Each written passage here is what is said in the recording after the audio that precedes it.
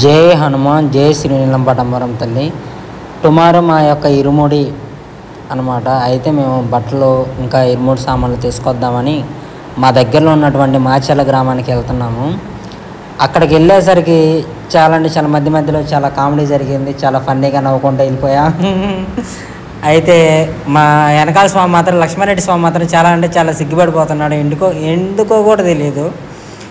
అయితే మీరు ఒక స్వామిని చూడండి. ఆ యొక్క స్వామి మాలేసుకుంది ఎవరైనా కానీ ఎక్కువగా లావు అవ్వాలనుకుంటారు కదా. ఈ యొక్క స్వామి మాత్రం ఆంజనేయ స్వామి మాత్రం హాయి చెప్తున్నాడు కదా.